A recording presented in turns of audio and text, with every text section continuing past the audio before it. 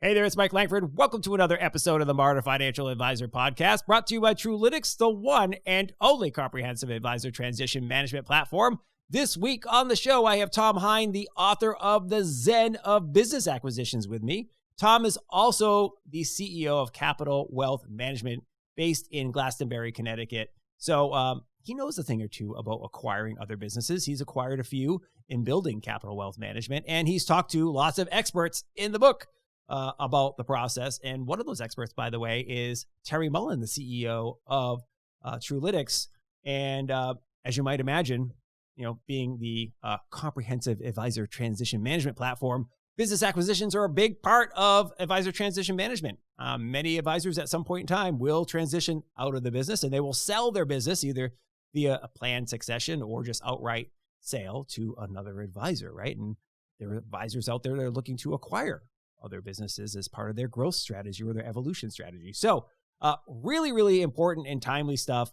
Tom is fantastic. He's very engaging, as I like to say, good bedside manner, if you will. It just like makes you feel comfortable like immediately about the topic and kind of lowers the anxiety level, as you'll hear us talk about, because hey, if you're going through a business acquisition, whether it's your first time or third time or seventh time, there's always a bit of, I hope everything goes right. I hope I asked all the right questions or covered all the right things and covered my butt and I'm not getting taken advantage of, or all the clients transition over, right? All that type of stuff's running through your head, right?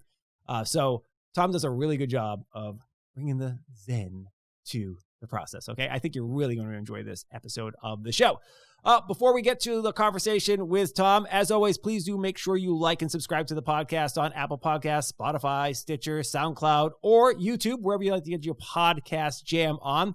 That YouTube channel is absolutely crushing it. Or if you're watching this on the YouTube channel, it's killing it. So make sure you click that subscribe button. Add some comments, by the way. Let us know what you like about the show. And while we're on that topic of letting us know, please do send in your questions and suggestions for guests or topics for this show. You can reach out to us at podcast@truelytics.com, or you can swing by truelytics.com and use the little contact form there. Anyway, gets it to us, or you can just hook us up on the socials, right? Truelytics is active on LinkedIn, Twitter, Facebook, the YouTubes. You can also find me. I'm at Mike Langford, basically everywhere. We love to hear from you. That's actually how Tom got on the show. I mean, yes, he interviewed Terry Mullen for the book. However, he didn't go through Terry Mullen and go, hey, Terry, since I interviewed you, I'd like to be on your podcast. No, he actually just reached out and said, hey, listen, love the podcast. I think I would be a really good guest. I have some good stuff to share with your audience about business acquisitions.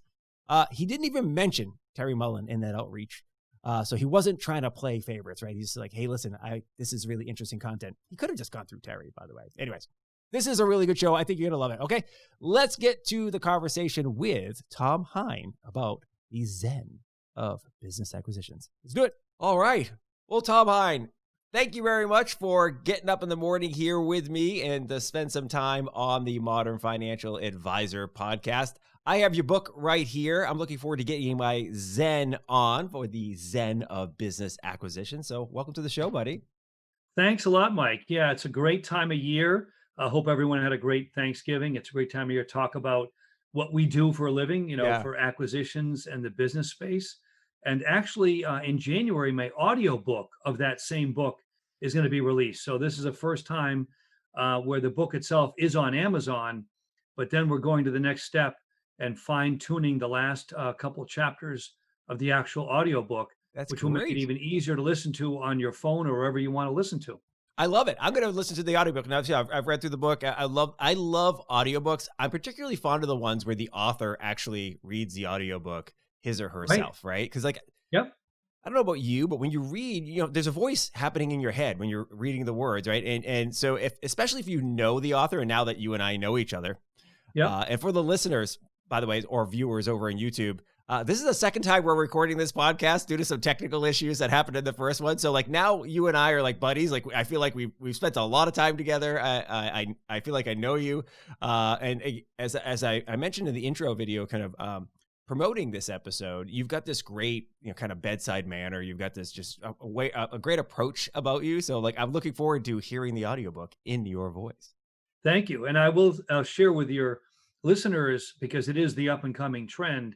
If you do get a chance, the recording the audiobook, it's harder than it seems in the beginning because you're not used to having to read for an hour at a time Mhm. without coughing or sounds or all that. So what I would remind people is in the end, when you're done with it, it's a far more fascinating look into the publication of the book. But it took me a while to get a routine down Yeah. where I could feel comfortable recording, knowing like 1 hour would turn into one good hour. But that I'll just pass on that it's harder, but when you get done, it's a very, very satisfying feeling.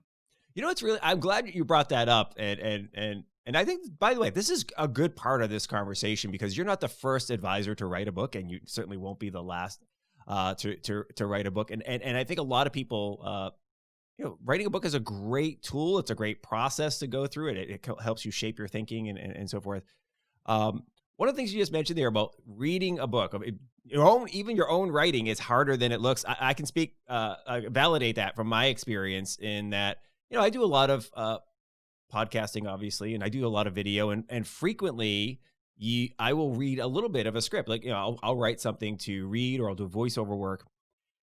And it's interesting. You wrote the words, you see it on the page, like, that sounds great. I love the way this presents. And then you read it out loud. You're like, that is terrible to read. That is really difficult to read that string of sentences because they weren't in your brain. You weren't thinking about saying them out loud. You were thinking about typing something that, presents itself well. So how did you handle that? Because, again, you wrote the book, but maybe when you're writing it, you were thinking about this is going to be out loud someday. Correct. And by the way, yeah, when you're writing it, of course, you have many, many goes, right? You can Yeah. edit, you send it back to either your marketing editor or your what they call your DE or developmental editor, and they can come back and say, I like this story, this needs more color, this needs more background. So you have many bites of the apple. But ideally, when you're recording it, reading it, you don't want to have too many retakes because number one, you do get bored of if you read the same paragraph over and over. But more importantly, you'll never finish the book if you keep doing redos on chapter one. So what I would say is you learn to block off almost like meditation time. You block off that hour or two, typically in the morning when things will be quieter. And the second thing that's fascinating is I would often browse the chapter ahead on I got two Microsoft Surface Pros. So I Mhm. had two of them. So that one of them would be the recording one where I used Audacity, the software. The other one, I could scroll and read because you don't want to have a physical book because you'll hear the pages while you're turning them. Ah. So you have to remember, you have to read it with no sound in the background. So you end up, for me, I use two monitors, and Yeah. that seemed to work really well. That's really, really interesting. Malcolm Gladwell, famous author Yes. and podcaster and so forth. He recently released a book, something with strangers. I want to say, like, anyway, Talking with strangers, I talking with think. strangers. Thank you very much. Thank you. And I haven't actually got it yet, but he said they decided to do the book, like an audio, but like a podcast, Yes. basically, right? Yep. So kind of audio first. So the interviews, like a lot of times you read an interview and it's like, oh, I'm interviewing and talking to this person. He's like, I'm going to go actually talk to that person, and that's going to go into the audiobook. Yes. And he kind of thought of it as an audiobook first. And he made a prediction. I've heard him interviewed about talking with strangers. He says he thinks this is the way it's going to go. People are going to kind of think audiobook first, Yes. and then have it. And actually, I think if I was going to do a book, I'd probably do it that way because I don't know how if I would have the patience and the tenacity that you had to crank through the book, because it's not like it's one of those little quick books that it's basically a pamphlet. This is a legit book. This is like Right. actual work went into this thing. So why don't we dive into that a little bit more? What was your motivation for writing the book? I mean, like I said earlier, many advisors, many business leaders will eventually write a book for a variety of reasons. But what was your motivation for deciding to write this book, The Zen of Business Acquisitions? Yeah, there were a couple of key ones, Mike. One of them was the most obvious. Even though I had done many acquisitions, I wanted to put down a template, if you will, for how I learned how to do them and share that knowledge with other advisors because the space, as you know, is so big that even for as many acquisitions as I've looked at, I'll never cover the universe. So I Yeah. thought one thing would be great would be to get that wisdom of what I had learned. And then soon after beginning the project, I realized, wait a minute, I have a chance to interview some of the big titans of our industry. Mm, And so these are some of the big players like a Ron Carson, mm, at Carson Wealth, or Terry Mullen at Trulytics, as you know. So I got a chance to go, wow, I can learn if you will, standing on the shoulders of giants and learn a lot more. So when I got into the weeds of it, I realized it wouldn't just be a how-to. It would be like, how did the very best of the business do what they did? And how can that ripple down to the average advisor who might be putting off a continuity or a succession plan? And if this simple, really, it's very simply written, can get them motivated to complete something, then it will have met its target of getting people to finalize that plan. So in the beginning, I wanted to learn more about it for myself. And then I realized what a great chance to learn from others who have climbed further up the mountain than I have. I really love that. It's, obviously, there's some things you're hoping to get out of it yourself, but there is an altruism. There is a bit of service that comes through in that approach. Hey, listen, I'm going to go talk to the experts and kind of distill this stuff and put it out into the world. And that's one of the things we always talk about with books, right? Like, you're not just spending the $12.95 or $20 or whatever it is that you spend on the book, right? You're buying all the work, the accumulation of that wisdom. And when you were talking about, why don't I go talk to these people who are the best in the field, world-class leaders in this space, I'm reminded of a gentleman by the name of Samir Vazvada, that we had on the show. He's one of the founders of Vise. Mm-hmm. And him and his co-founder, Runic, there are really young dudes. They're in their early 20s, and yet they've raised tens of millions of dollars, and they're doing a fantastic job here and kind of taking the industry by storm in the asset management space. And I asked them, like, you guys are doing really good here. How is it that you're so young and you're doing such a good job? And he's like, you know what? We learned just to ask experts. Like, somewhere this problem has already been solved, right? Yes. Like, we don't have to figure it out ourselves. Just go find the people who have done it before, or ask somebody. Like, if you had to say who's the best person in the world about this thing, go ask them. Go talk to that person and ask if somebody can connect you with them. And you've really done that here in this book. It's fantastic. Yeah, it's been a great journey. And I can tell you along the way, too, what was interesting, Mike, each person, had their own flavor of how they got to their level of success. And so each story, while in the end they all related somehow, to acquisitions or continuity plan or succession plan, everybody had their own journey. And that's the fun thing, is listening to all the different stories. And what very, very clearly came out in every single one, which would be no surprise, to our audience, but it would be a good motivator, is everybody had tons of challenges along the way. Nobody struck it rich on their first try. Nobody hit that grand slam. And so quite often in business, we see these great people who've achieved a lot, and we forget that they were, as my analogy, they were once white belts. Yeah. If you look at the martial arts analogy, even the best masters of the world were once a white belt, but we only see them as a master. And so we forget that their lessons along the way was what helped shape their journey and their life. And that's why I like to mix in the martial arts philosophy with the business one, because in the end, they are very analogous to journeys where you overcome obstacles, you learn perseverance, and in the end, you come out hopefully with not just the goal, but the wisdom. And that's what I wanted to pass on to everyone, was the wisdom of how to make things easier. I even have a chapter called How to Hack This Book, at the end, which is, as you know, it's a favorite one. People go right to that one going, here are all the lessons in one chapter. Yeah, it's a crib notes, if you will, right? For guys of our age, we used to have crib notes. We had to read along like Shakespeare thing. Like, I'm not getting through Shakespeare. I'm going to get the crib notes on that bad boy. And the teachers knew, by the way, they knew that. Anyway, but in real life, that's one of the funny things. I'm glad you put that in there, by the way, because, and I'm trying to teach my kids that. I've got, a high schooler and a middle schooler.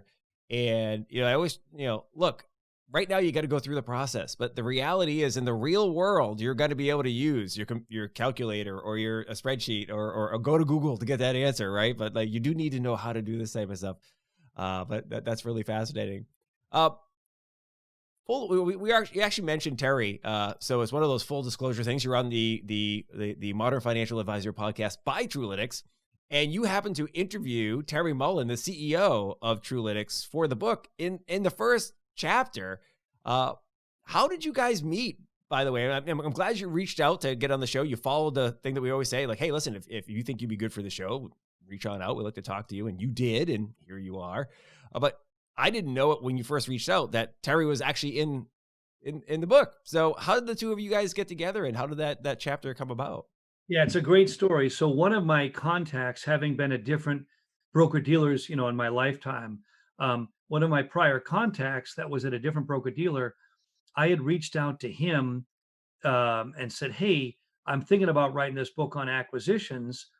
And between him and one of my other coaches, they said, that kind of book has already been done, in terms of the industry standard. So we talked about some ideas. I said, well, actually, it's not about how I've done them. I'm going to add some wisdom. It's about other people. And that's when we hit the nail on the head. He goes, you know what? Because I know a bunch of people in the industry because he runs a smaller broker dealer in the Southeast. And he said, I got a handful of people, including Terry Mullen. And within a few days, my friend Chris Flint reached out and set up interviews so that I could talk to Terry live. And of course, Chris vouched for me because I had known him in the past, which was great. And on top of that, I learned so much, from the early interviews that I said, I've got a lot of material here. So Chris, I give him a lot of credit, was the one that reached out, got the ball rolling. And soon enough, Terry's story became among the most fascinating ones in the book. That's why I put it first. I love it. I love it. And, as people who are listening to this podcast regularly know, and if you're a first timer, Truelytics is a business intelligence solution. We call it a comprehensive advisor transition management platform. So, if you're thinking of a business acquisition, some of the things you're going to want to know is what's the quality of the business, right? So Truelytics, if you use a True Performance Scorecard, it's going to tell you a lot about how good your business is and how good the other business is and how ready it is for acquisition or to go through the acquiring process. But also there's a valuation calculator built in there too. So you'll find out what the business is valued at based on a variety of metrics, and whether that's discounted cash flows or some others. So just for those who are not necessarily in the know. Let's dive into the Zen part. This is my most fascinating part because you've taught me a lot about this in a framework that I didn't know about, frankly, because when I always thought about Zen, and I'm not a martial arts expert, and I'm not somebody who follows Asian wisdom or study or philosophies super deeply. But when I always thought about Zen, I always thought of kind of like the almost like yoga-ish, right? Like I'm gonna sit there and get into a Zen and meditate maybe and just chill. I'm feeling Zen, right? That would be a phrase that I would use. I'm feeling pretty Zen right now. What do when you think about it differently though? You approach the Zen process a little differently. So what do you consider Zen concepts? Yeah, so I brought up two, and thanks for asking. So I've been in martial arts for over 35 years. And I have trained under some of the best masters in the world. I mean, they're really true traditional, Japanese masters. And what occurred to me when I was, hitting on this early nugget of the book was not just to write about the acquisitions, but to add each chapter has a philosophical quote at the beginning of the chapter, as you know. So think of this.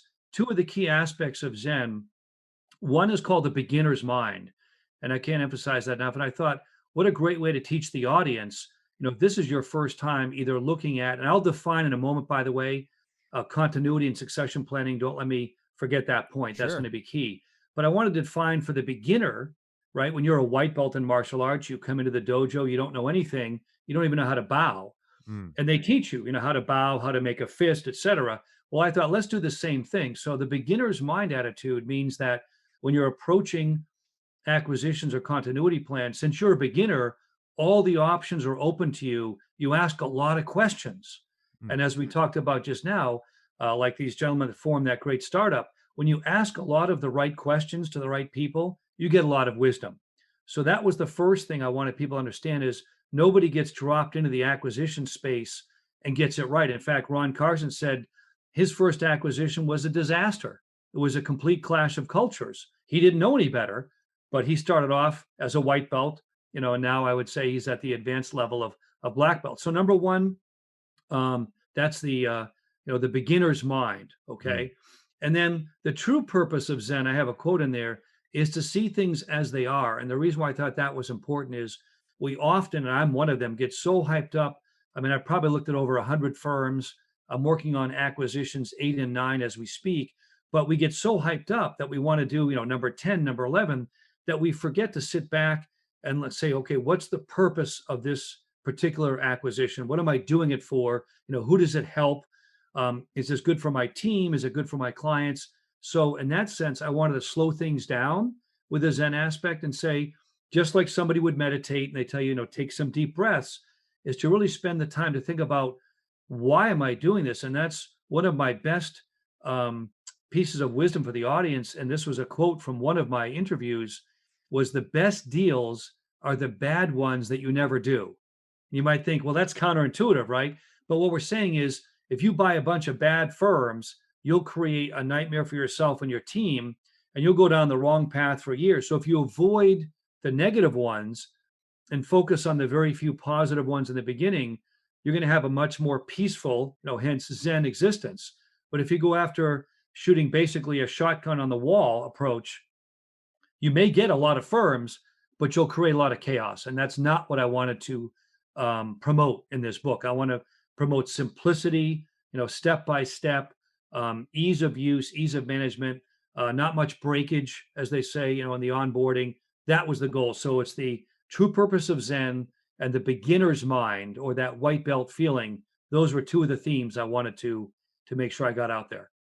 I really like that. You mentioned simplicity there, and you also mentioned kind of saying no. The deals you don't do are often the most important deals. Kind of the paraphrase what you were saying there. Steve Jobs was famously made the whole Apple business empire with that concept of like saying no is more important than saying yes, right? Like when you think about how simple the iPhone, when it first came out, how revolutionary, that was, right? Phones had lots of buttons on them. Everybody was using Blackberries or other, Windows mobile type of thing where there were had full keyboard on it, buttons to call if you didn't have a smartphone, and suddenly you get this plain piece of glass, right, with one button, a home button type deal on it, and people are just blown away with this thing, the simplicity of it, how easy it was to use. Well, that took a lot of saying no to, like, what if we add this? What if we add this? And there were some frustrating limitations to that early iPhone, right? Because of all the no's, and they had to find like what do we actually say yes to?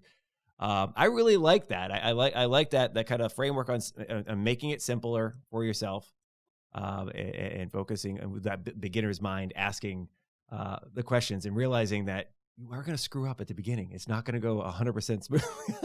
Right. But if you recall too, one of the first, I remember first marketing pieces about Google. Yeah. Right. And their search engine was, when the screen scrolled down and there was that one bar to enter information, the people in the demo, as I heard, I obviously wasn't there, the story was told, they're saying, well, what else? What else is going to be downloaded? Yeah. Saying nothing, that's it. And it was almost like the Seinfeld joke about, wait, it's a joke about nothing. This is a comedy about nothing. Yeah. But in simplicity, right, just like Google, it was so straightforward. They didn't have a lot on that home page. They still don't, right, to this day. Yeah. So less is more. Less is more. I agree. I 100%. It's just there's a startup book, design book called "Don't Make Me Think." It's old. It's probably 20 years old now, but it's around that concept. Like, don't make me have to think too hard about what to do here. One of the things I build this episode as, kind of transitioning a little bit. One of the things that I build this episode as is an anxiety alleviating conversation. Yes. Because most folks have never been through a business acquisition, either as a acquirer or a seller. Most folks have never been through succession planning, just like straight up succession planning. You talk about continuity as well. Most of the people in the industry have not gone through that process yet, right? We've got hundreds of thousands of advisors out there. We are kind of coming to the tail end of the first generation of financial advisors as you know them, right? Coming out of stockbroker world into financial advisors, and estimates are that 40% are 60 and older, so we're probably reaching close to the end of that first generation, and the new generations are coming up. But there's a lot of anxiety anytime you're doing something for the first time, and even if you're doing it for the second or third time, there might also be some anxiety. I mean, hey, listen, we've all moved houses. Well, many of us have moved houses multiple times. It never gets less anxiety-inducing to move a house, right? Like, do I pack everything? How am I going to handle all this type of stuff? I got to still work. I got to manage all this stuff. And geez, can't wait to be able to chill in my new house. Was that part of your mindset when you were writing the book, that, hey, listen, I need to help people alleviate some of their nerves? Absolutely. And I try to make it simple. So getting back to the definitions, which are important. So think of this too, a continuity plan, which by the way, by many estimates in all the people I interviewed in the book, including Dan Croder of Gladstone and Ron Carson and Terry Mellon, at least 80% of advisors don't have a well thought out written, we say continuity or succession plan. Continuity plan is, God forbid I get hit by the bus tomorrow morning, I didn't have time to plan. What happens to my practice? So Right. continuity plan, I'll be working on I'm going to try to have a 20-minute video, called the 20-minute continuity plan. That would be the most important because that just says, I call it the fire alarm, break glass in case of emergency. Yeah. But the better one, Mike, we talk about is the well thought out succession plan. That's the 5 or 10-year plan where you groom your successors, you hire them and you train them in your way. And that's the ultimate goal of the book. But as you mentioned, reducing anxiety, continuity plan doesn't have to be that involved to have something on paper. And believe it or not, the clients and your employees will thank you because in the end, they're going to be worried about their future. And oftentimes, as all these practices that I've acquired, we end up taking on more outside money, we call it, money that wasn't with the original firm. Because what do the clients say? Oh, now that, now that you have an advisor or a team behind you, your succession plan, we'll turn over the rest of our money. And a lot of advisors are surprised. And the joke in our industry, as you know, is, oh, I have all my clients' money. And the answer is no, you never do. The clients will divvy it up, between different advisors or platforms, whatever they feel comfortable, until they believe they can find a solution, that meets all of their needs. So absolutely, it helps advisors communicate that the continuity plan, which can be a 1 or 2 pager, believe it or not, is done. And then that can lead you into thinking of, all right, what's my long-term succession plan? And that one, you have more time because you've already got what I call the break glass in case of emergency button already done, with the continuity plan. I like that you bring that up, and it's interesting. There's an advisor here in Austin, Texas, who's client, and he talked about, my continuity plan is actually a piece of marketing material for me, because when I sit down with a prospective client or couple, whatever it is, it's what I lead with. Hey, listen, if you come to work with us, this is a real business here. Like, yes. If something happens to me, if I have a heart attack or get hit by a bus tomorrow, whatever, hunting accident, whatever the deal is, here's what would happen to your account, right? Like, Yep. This advisor would step in, and that, here's the process. Here's what it looks like. And to your point, 2 pages. It does not, like, first of all, nobody wants to read through this long document, from a continuity. It can be relatively simple. Like, okay, who takes over in the event of death or disability? Yeah. What's the process for moving the accounts over there? Who gets called first, right? Yeah. It's interesting. Truelytics has their true continuity solution, and it's like a locker for holding all that information, and it makes it really simple. Walk it through. Okay, who's your continuity partner? Who should they call first, right? They got called these clients. What are the who's the broker dealer contact? Who's the landlord for the office space? What, all that type of stuff. Really, really simple stuff. Probably take you an afternoon to get it done.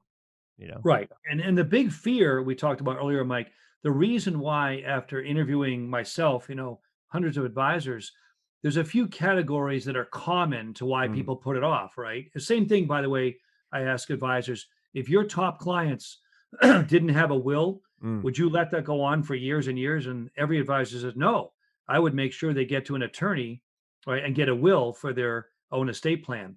So some of the reasons are advisors either don't know, the right person, obviously, in their continuity plan. So when they don't know, they default to doing nothing. Sometimes they're not comfortable if they're in a large networked office, with a firm. Maybe they want to look outside that. So it's very tough for them, to develop contacts outside that office space.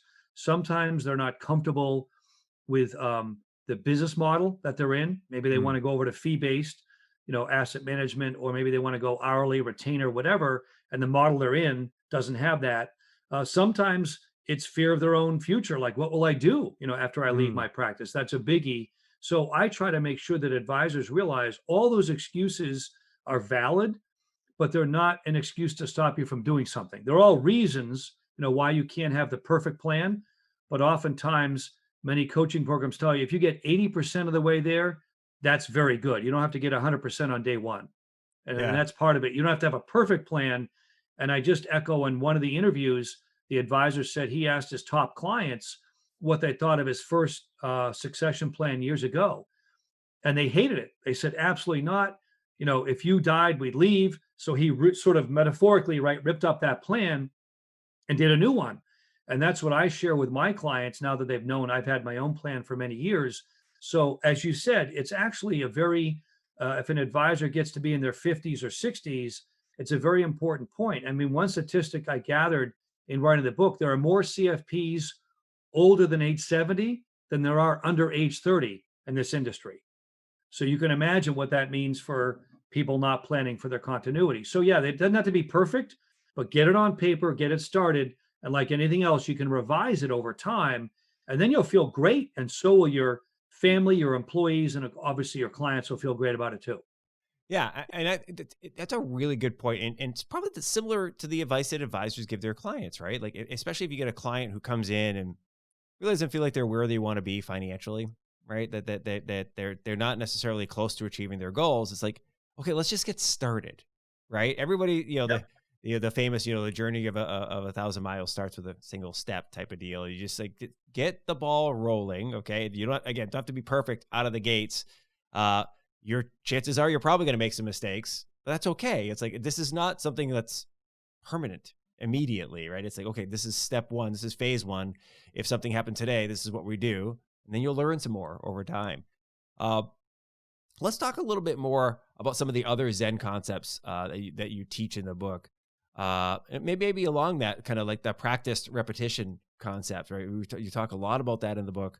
Why is that so important? Sure. One of them is Kaizen, Yeah. which many people know it's not a new term that was used in the business world, but this idea of continuous improvement. Yeah. And the reason why I mentioned Kaizen is like Malcolm Gladwell, by the way, who I've seen in person twice over the past couple of years for different reasons, of his lecture series.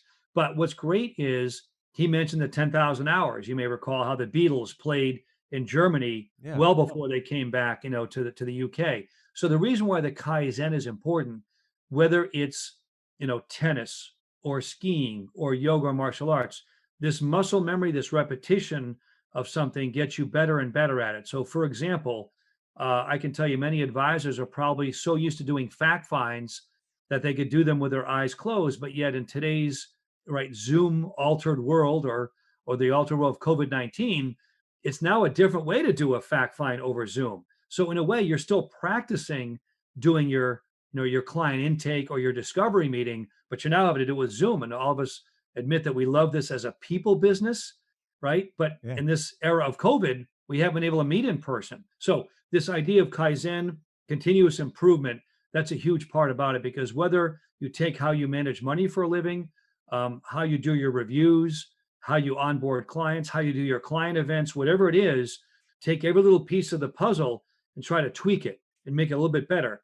Oftentimes they'll tell you that the best and worst golfers, in the top 10 in the world, their putting strokes, if you do the mathematics, there's a slight difference, right, between the number one and number two and number three golfer. But a lot of it comes down to the slight difference of how they are in the greens, to finish out the hole. So that's number one was Kaizen. And two is, again, perseverance, this idea that you're going to have to keep trying. I mean, I've talked to people who said, oh, I've talked to 2 or 3 people about someday selling my business and I gave up. I said, 2 or 3, try 2 or 300. Yeah. Right. If you talk to, and I'm not kidding now, of course, with Zoom and podcast, if you talk to 300 people, I guarantee you'll find at least one of that group that you'll say, wow, he or she is a great match for my philosophy. But if you talk to 3 or 4 people, the odds are pretty good you won't find anyone. So that's why I want to emphasize that, because especially today, more than ever, it used to be you had to sell to someone in your own town, right? Well, now with Zoom, it could be anybody in your state. And I could argue, I've done acquisitions as far south, I'm in Connecticut, as Boca Raton, Florida, and it worked well. And I've looked at ones as far north as Maine. So to me, it's not like it has to be in your own. Of course, it's easier when it's 30 miles from your home base. But I argue with the right processes and procedures, you could do it anywhere now, especially with what we've learned from COVID. Yeah, I love that you brought that up, by the way, that, we're in this space where a lot of us felt like our world became limited, right? More constrained because of COVID, right? Yep. But you just brought something up. Actually, opportunity has opened up, right? It mentally, you're thinking a little differently, and the receptivity to the concept of merger and acquisition at a distance, because you're suddenly talking to your clients like this, whereas before you might have felt like you had to be in person across the desk in your office. By the way, your clients never really like that anyway. Right. Especially the younger clients. They didn't want to come to your office anyway. It's total inconvenience for them to budget time to drive across town to whatever it Yeah. is, or to have you come to their house so they feel like they need to vacuum and get all cleaned up before you come over to their house to sit at their kitchen table to talk about financial plans. So the notion that they can just like, yeah, let's fire up the Zoom and do this is probably welcomed by most of your clients, just so you know. But I was talking to Tammy Robinson. She's she was head of business development at a smaller broker dealer, and now she's moved to a larger one. And she was talking about a lot of advisors are starting to rethink their office expenditure, and they Yep. are starting to look at exactly what you talked about, acquisitions at a distance. They're like, this is wonderful, right? Like, why would I be limited to Connecticut? Why would I be limited to Austin, Texas? I can now look at other parts of the country and acquire a business there, or find succession partners for my business at other places, because why should it be limited to the people that I see all the time at the local financial planning association meeting? Right. It's such a different world, Mike. And this was shared with me by Dan Sullivan of Strategic Coach on one of the recent Zoom meetings he had. Because think about this: COVID, for all the challenges it has presented, and there are many Mm, tragedies and all. But he goes, think about this: in your lifetime, my lifetime, we now have one common thing with everyone in the world, right? COVID. Have you ever had that in your life where you could go anywhere in the world now or talk anywhere in the world and you'll have one thing in common that everyone understands? That's never happened in our lifetime. good point. So all of a sudden it brings us closer together, because then it's, how are you dealing with COVID? And what are you doing? And how am I dealing? And what's the different metrics for, is it a 5% positivity rate? And and then you close down. All these things are new, but in the end, it is still back to basics. I want to mention a few things, if I can. Sure. On that summary chapter, there were some key aspects that I learned about, client service, valuation, culture, perseverance. All those things come into play. And the biggest one is culture. In other words, if you don't have the right culture with the firm that you want to sell to or acquire, no amount of hard work and brilliance and hours put in by your team will overcome a clash of cultures. And if there's anything that your listeners can take away from this, it's don't, the expression in our business, don't fight the Fed, right? Well, Yeah. don't fight bad culture, because you will absolutely, and I'm proud to say, because I worked for Accenture, Arthur Anderson years ago Yeah. at different projects. And I was actually on a project where Bill Gates' sister was in the next room over. And I often Cool. joke and say, boy, I wish I'd bought Microsoft back then. Yeah. But what we learned with Accenture, which I carried into my practice, was this idea of systemization, right? Organization and structure, but don't fight the culture. And let me give a couple of examples, if I may, Yeah. so that your Please. your listeners can know. So let's say, and these are extreme ones, but they'll give the example, will be easier to remember. Let's say I run a very high end, which I kind of do, wealth management, fee business. Yeah. It could be fee only, or in my case, asset management business. And I love it. And that's what I do. And I provide the white glove service. And I'm looking to acquire someone who's less than 40 miles away, and they have a bunch of A shares commission business, which on itself, you say, well, that's not bad. I could transfer that over into fee based. But let's say the advisor purposely has a low touch environment. They're not mean. They love their clients, but they just call them once a year. They might have one service person. They might have 75 million in assets they've acquired. They have no client events. They don't do any reach outs, but their clients love them. They put them in the right fund family. Let's say it's, American funds. That, on the face of it, you might think, oh, this is an ideal acquisition. I would argue not that it couldn't work out, but without a meeting of the minds, I would argue that could be a clash of cultures, where those clients don't want to pay a fee, aren't used to the hand holding, maybe don't miss it. And ultimately, in the end, you might be really sort of be like the salmon swimming upstream. Yeah. Another one could easily be an example. You're on the East Coast, and you have a certain type of executive clientele, that's sort of hardworking entrepreneurs, pedal to the metal, and that's what they do. And then you look at a West Coast firm, which is more relaxed and laid back. And for whatever reason, they want success, but they want their personal time off and they believe in balance and all that. Again, it might be look like a good asset base, but if the cultures don't match or mesh, um, then in the end, I believe you'll be fighting uphill. And that's why people say, oh, I tried one, it didn't work out, or I talked to three people. So those are a couple of clear examples. But early on, most advisors know when their instincts tell them, oh boy, this doesn't feel like it'd be a good fit based on what I offer and what my team offers versus what they do. Yeah, echoing the cultural fit importance, as I interviewed Nick Arellano over at Skyview Partners not too long ago, and that was one of his number one things when you were thinking about business acquisitions and that process is get the cultural fit right, and as you mentioned, there's a variety of levels of it. Right? Is it laid back culture, like you said, California versus Northeast? Is it? I mean, I would even say, and I, we hate bringing up politics, but like, look, we got quite a bit of political divide right now, and a lot of people in our country. And so, if you've got a very conservative clientele and Yep. an employee base, right? Some of these are not Yep. just solo practitioners here. If your employee base is, in a very conservative part of the country, the clients are conservative, the advisors and the team is, and you've got somebody who's a little more liberal, Yep. that might not work. Exactly. There's That's definitely going to be some resistance, No, so it's a great point. yeah, You have to be careful because you're not going to convince people to change their ways. right, They'll spend too much time doing that, not enough time watching over their asset base or talking about Roth conversions right.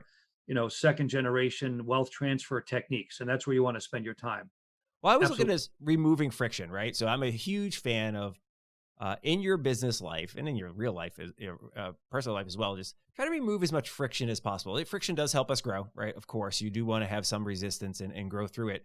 But if we're doing a business acquisition or succession plan, let's not make it something that I have to work extra hard at some of the small stuff at, right? Like there's already going to be enough work, right? Converting accounts and repapering potentially if you're changing broker dealers. And so there's already going to be some heavy lifting involved. So don't add extra friction to it, like having to completely think about how do I mix these two disparate cultures.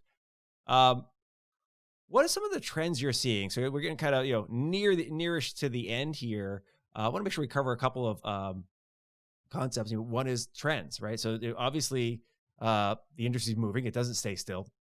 You must see a lot of movement. A lot of people are probably reaching out to you because you wrote the book on the Zen Yep. of Business Acquisition.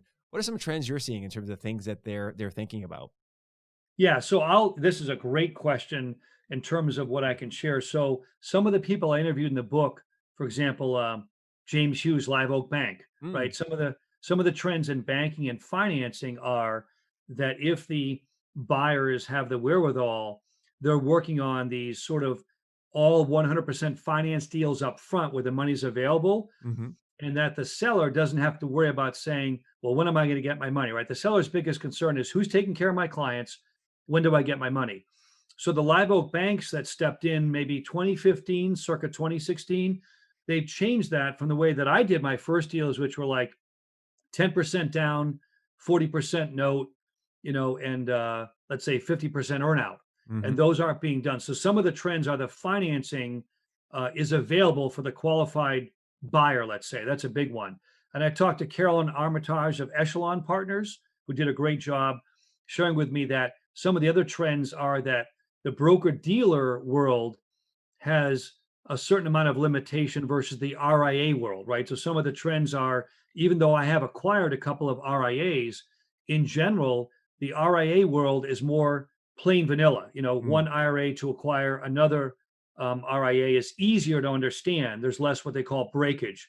In the broker dealer world, not that it's a bad trend, but there's more moving parts. There's commission business, there's insurance, Yeah. there's annuities, there's all sorts of things. There's FINRA regulation as opposed to SEC regulation. So that trend is be careful on what side of the pond you want to fish. Do you want to focus on the RAA world, which is great if you do? In our case, we can focus on both because we've been able to do that.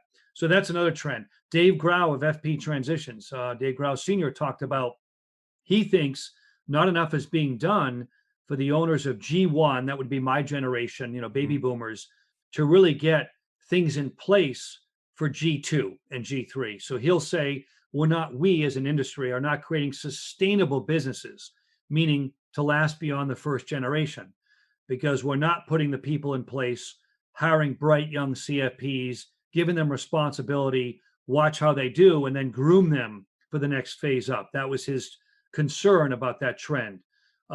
In addition to, Dan Kreuter talks about some of the trends, some of the acquisitions that might be rushed, meaning people, it's cheap money. There's a lot of private equity money out there. He's saying there are 5 things you should get from every acquisition, which I find fascinating, from buying power, solutions and service power, brand power, staying power, and people power.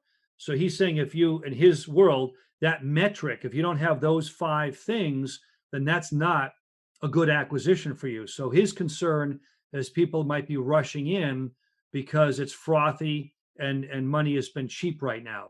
So those are some of the counter trends that you hear. In one case, it's a great time to be a buyer, but on the other case, since financing is available, prices are going to be pushed up a bit, not only because of the good markets and because of COVID, but because their easy access to credit is out there. Yeah. So don't be afraid if you find a good match to pay up a little bit, not a lot, a little bit, because if you find a very good deal, it may take you a year or 2 to digest it while you're working on finding the next deal.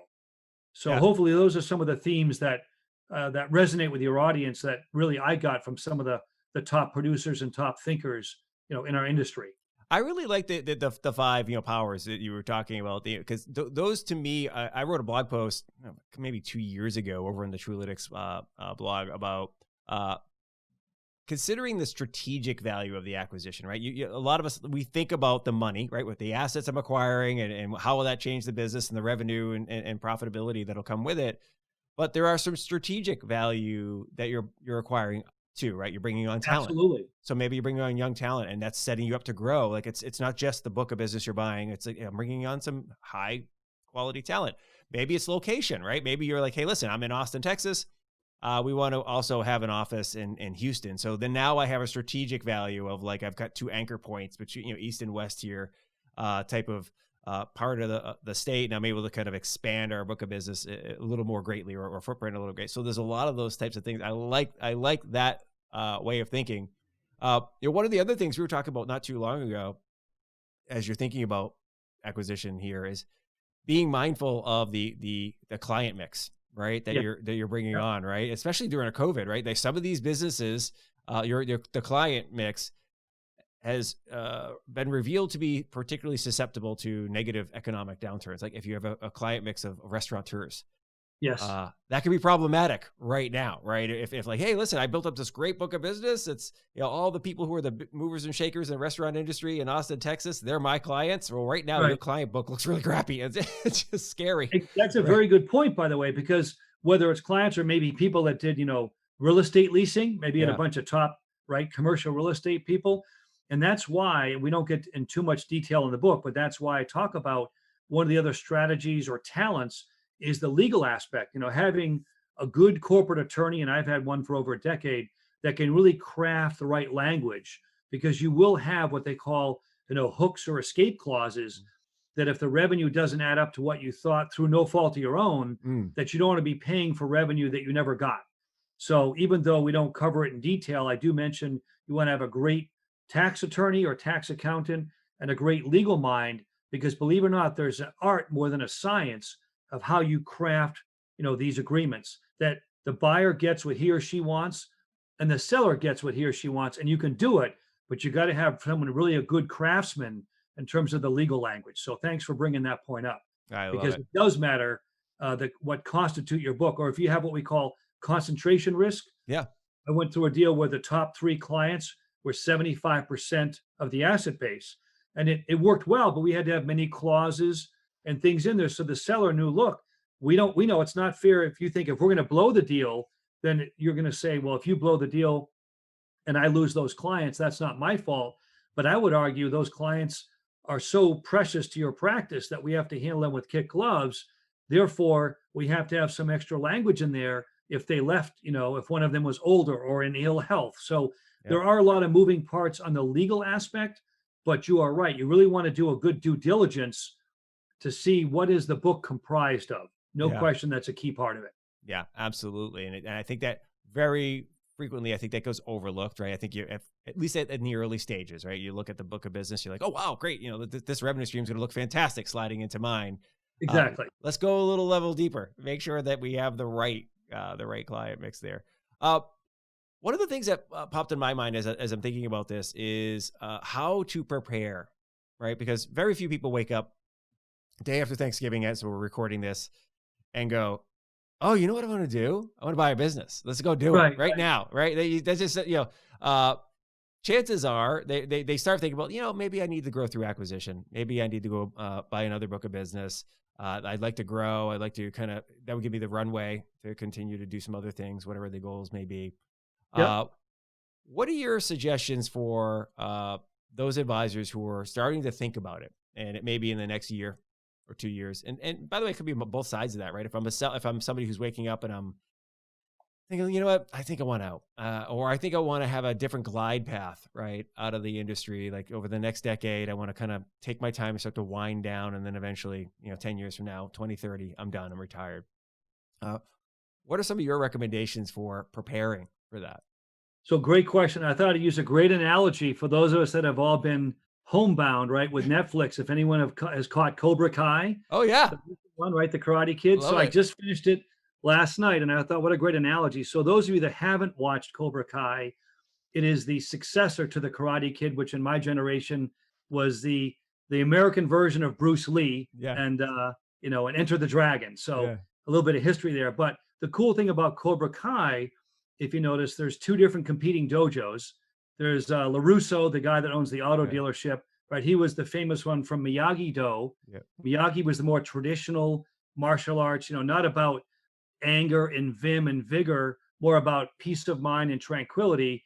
And Cobra Kai, as we're learning, was the sort of no mercy, strike first, strike hard, no mercy. Well, think about this. The motivation for me to tell someone is, if you want to go into martial arts, which one would be better for you? If you want to go into acquisitions, you need to what? Get schooled on it, right? Go to your version of a dojo. So you read white papers, you listen to the Modern Financial Advisor podcast, you talk to your broker dealer, you join networks. Why? Because you've got to get up to speed, not just saying I've got some cash or I have an idea. What is it you want to buy? What's it going to add to? So number one, the analogy of joining the dojo, right? Join groups to try to find out more about what's going on in the M&A world. Certainly, the Zen of Business Acquisitions, pick up that book on Amazon that I have. That will help explain some of the foundations. And the third thing is, we talked about earlier, don't be afraid to ask questions of the brightest people you know. So I know all these advisors have very sharp business clients that they trust.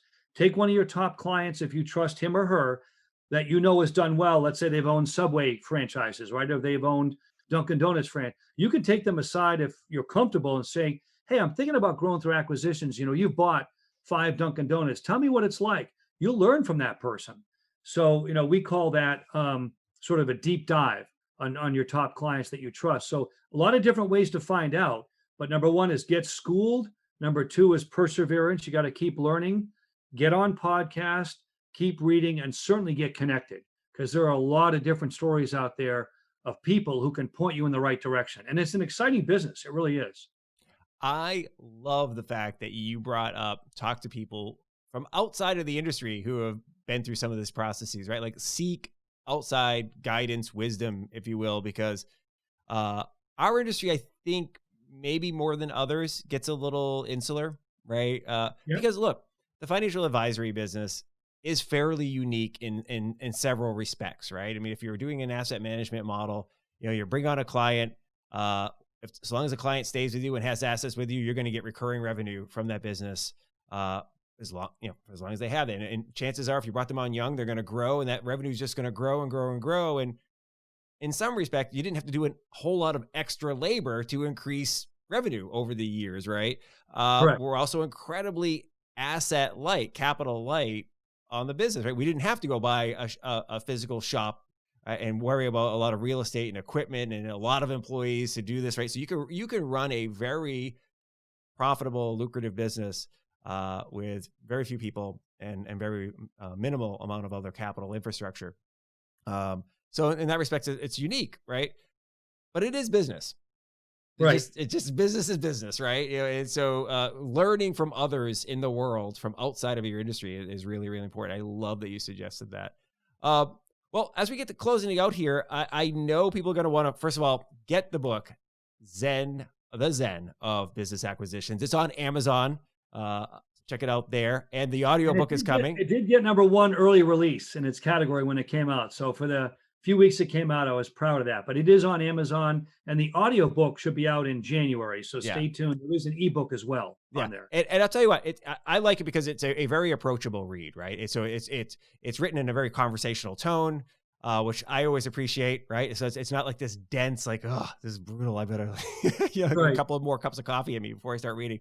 No, it's very, very conversational. The examples that you use, the parallels that you use, the Zen parallels, if you will, are very easy to digest, right? And not overly heavy-handed, right? Sometimes people beat analogies into the ground. It's really smooth and easy. But I assume other people are going to want to reach out to you. In addition to the book, they're going to say, hey, Tom, I need some help here. What's the best way for people to get in touch with you? Yeah, there's a couple of different ways. We're on Instagram and Facebook and LinkedIn, but Capital Wealth Management LLC in Glastonbury, Connecticut is where we're located. But you can look me up at also email me, Tom Hine at capitalwm.com. That's an easy one. But you'll find us out there in all the major areas. But the easiest one would be Amazon, because then you can find the book right away. But I would also pass on to the listeners that, if nothing else, this may motivate you someday to want to write your own book. Yeah. And that's a great way to market your own philosophy, your own firm. And it's just another hint to people out there that before you do acquisitions, you might consider writing your own flavor of a book on it, right? Then you get really up to school, because the research that I did for a year, I thought I knew a lot, Mike. Oh my gosh, I was like the brown belt, not the second degree black belt. I learned so much more by interviewing the Terry Mullins of the world. So even I got schooled, even though I thought I knew most of what I was doing. I'm glad you brought that up to kind of close this out about, potentially writing a book. And I actually think, so you're the 4th or 5th author that we have had on this show. And some of them are financial advisors writing books specifically to the space. And others have been authors who wrote a book that was kind of more general business information that that was applicable here. I think I want to do something at some point in time to bring you guys together to talk about that process to me, because I've known a lot of folks who've written books. Many of them said, I'll never do it again. It was the most brutal process I've ever had to go through. And then I've got other friends who have they're on book like number 7, just crushing it. They're just banging books out like crazy. They've found their rhythm, whatever that rhythm is. I know that when I write, whether it's a blog post or even if it's a long strategic paper that I'm writing for a client or whatever, one of the things that's always interesting to me, yes, is a tool, right? It's a tool to market and whatever, but it's also a way of framing the ideas that are in your head. Like a lot of stuff just rattles around in there. Right. And then you got to get it out, organized, and communicate it so that it is digestible by other people. That's a very, very good process to go through.